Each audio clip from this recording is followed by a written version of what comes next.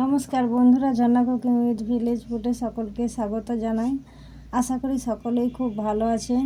আমি একটি নতুন রেসিপি নিয়ে আসছি, মাশরুম আর আলুর রসা। এই রেসিপির জন্য নিয়েছি মাশরুম, আমি ছোট করে কেটে নিয়েছি, আর আলু এরকম সাইজভাবে আমি কেটে নিয়েছি। টমেটো কুচি, পেঁয়াজ কুচি, আদা রসুন বাটা, গোটা গরম মশলা, হলুদ গুঁড়ো, লঙ্কা গুঁড়ো। এরপর উনুনে কড়া বসিয়ে দিয়েছি, কড়া গরম হয়ে গেছে। কড়াই দিয়ে দিলাম পরিমাণ মতো সরষের তেল। এরপর আমি কেটে রাখা আলু ভেজে নেব।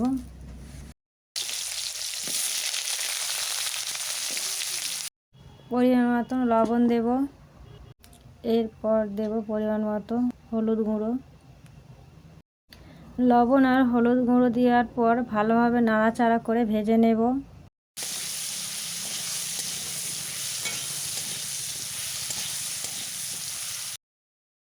পাঁচ মিনিট সময় নিয়ে আমি আলু ভেজে নিয়েছি, এরপর তুলে নেব।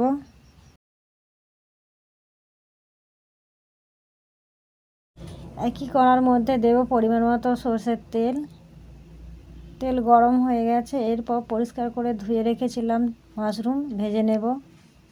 এরপর দেব পরিমাণ মতো লবণ আর হলুদ গুঁড়ো। লবণ আর হলুদ গুঁড়ো দেওয়ার পর ভালোভাবে নাড়াচাড়া করে ভেজে নেব।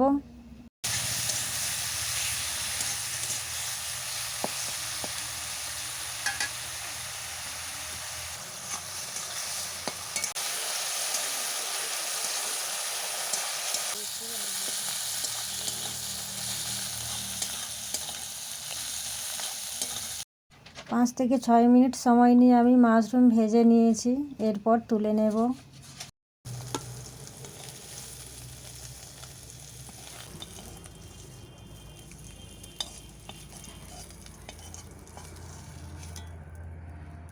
এরপর একই কড়ার মধ্যে দিয়ে দেব পরিমাণ মতো সরষের তেল। তেল গরম হয়ে গেছে। এরপর দেব তেজপাতা। এরপর দেব 5 ফোড়ন ও গোটা গরম মশলা। গরম মশলাও ভালোভাবে আমি নাড়াচাড়া করে ভেজে নেব, তেমন একটা সুন্দর গন্ধ বেরিয়েছে। এরপর দেব পেঁয়াজ কুচি। পেঁয়াজ কুচিয়ে ভালোভাবে নাড়াচাড়া করে ভেজে নেব।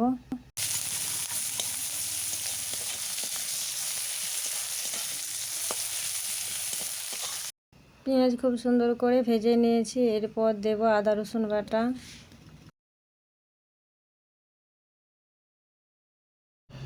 এরপর পেঁয়াজের সাথে আদা রসুন ভালোভাবে ভেজে নেব।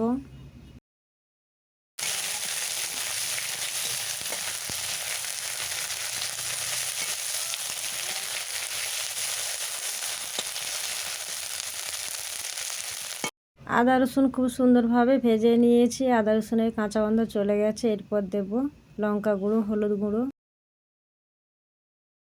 অল্প জল দেব। জল দিয়ে ভালোভাবে আমি মশলা কষে নেব।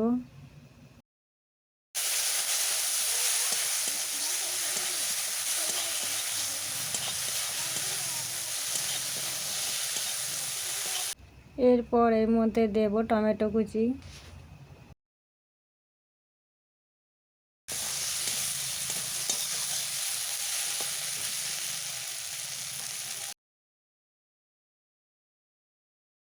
এরপর দেব পরিমাণ মতো লবণ, টমেটো যাতে ভালোভাবে গলে যায়। টমেটো দেওয়ার পর আমি ভালোভাবে মশলা কষে নেব। মশলা যত ভালোভাবে কষাবেন মাশরুমের তরকারি তত ভালো টেস্টি হবে। অল্প অল্প জল দিয়ে খুব ভালোভাবে মশলা কষে নিয়েছি। এরপর দেব ভেজে রাখা আলু আর মাশরুম। আলু আর মাশরুম দেওয়ার পর ভালোভাবে আমি মশলার সাথে কষে নেব।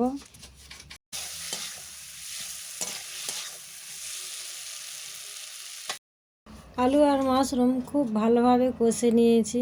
এরপর দেব পরিমাণ মতো জল।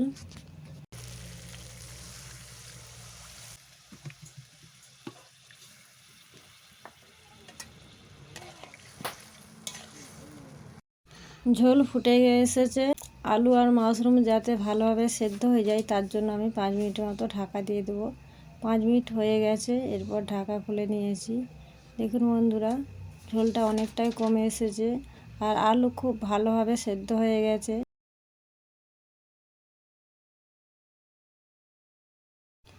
এরপর এর মধ্যে দেব কেটে রাখা ধনেপাতা,